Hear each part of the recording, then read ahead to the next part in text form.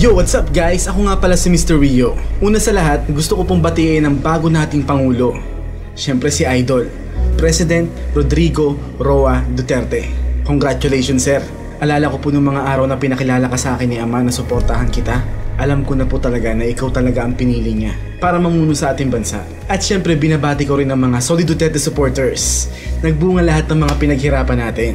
Kaya congratulations sa atin. At saka sa lahat ng mga nabibwisit sa akin dahil ginagamit ko ang pangalan ng Diyos Ama sa mga nakaraang video ko, pasensya na po kayo. Yun lang po talaga ang totoo. Ako po ang instrumento ni Ama para sabihin sa inyo ang mga pinapasabi niya. It simply means that I'm not claiming any credits for those ideas dahil di naman po talaga sa akin ang galing ng mga yon.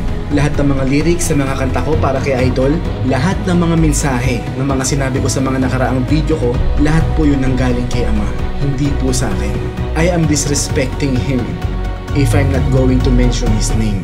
So pasensya na po kayo. Huwag nyo na lang pong panoorin yung video ko para po di kayo mabwisit. Di ba? Ang mga solid Duterte supporters ay ang mga taong nanalangin kay Ama na sana ayusin niya muli ang ating bansa. Nang sa ganun, matulungan ng mga taong naghihikahos na kinalimutan ng mga nakaraang gobyerno. At sinagot niya na nga po ang panalangin natin. Siya na mismo ang pumili ng taong mamumuno para sa atin. At pinapasabi po sa inyo ulit ni Ama na tayong mga solid Duterte supporters ay ang mga instrumento niya para suportahan ang taong inatasan niya para mamuno sa ating bansa. Magkakaiba nga lang tayo ng misyon. May mga instrumento si Ama na palaging kasama ni Idol sa mga campaign niya. May mga artistang nagboluntaryong i-endorso si Idol na hindi humihingi ng anumang kapalit. Meron namang mga singers and dancers para mag-perform sa daily campaign ni Idol. At may mga volunteers na nag-imprinta ng mga t-shirts, gumawa ng mga banners, ballers, at kung ano-ano pang mga Duterte accessories. May mga instrumento rin si Ama sa social media na nakipagdebate, nagpaliwanag, ng hikayat, at nakipag-away sa mga anti-Duterte ang sinisiraan si Idol.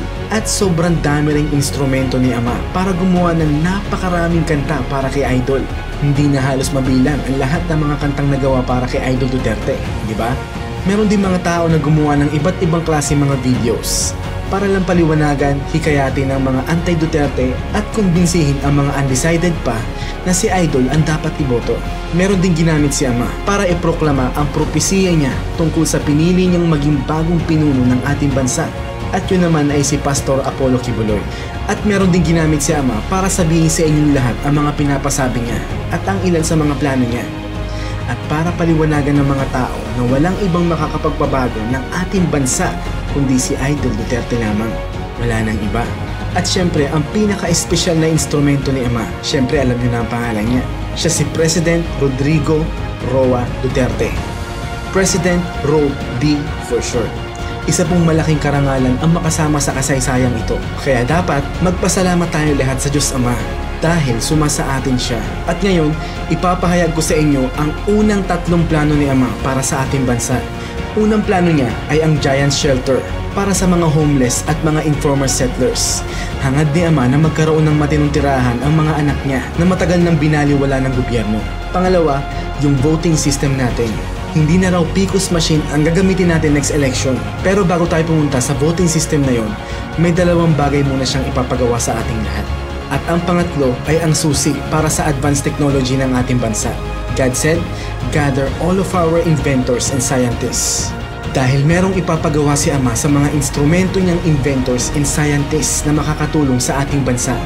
So yun, iisa-isahin ko sa inyong ipapaliwanag ang unang 3 plano na yon, maliban sa pangatlong plano Dahil kay President Duterte ko pa lang po pwedeng sabihin ang pangatlong plano na yon. Hindi pa po yung pwedeng isa publiko sa ngayon. Pagka nagawa na po yung plano na yon, saka ko pa lang po pwedeng sabihin sa inyo. At dapat, Filipino lang dapat ang makaalam ng pangatlong plano na yun.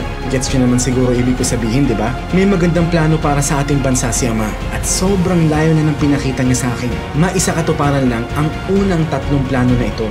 At lagi natin tandaan mga kapatid, hindi pa tapos ang paglalakbay natin patungo sa pagbabagong inaasam-asam natin. We're just getting started. God said, "Blessed are those who believe without seeing Him, because God exists in our hearts."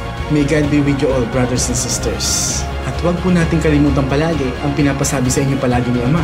Ang salitang, everything you see is part of God's plan. So ako po si Mr. Rio. Peace.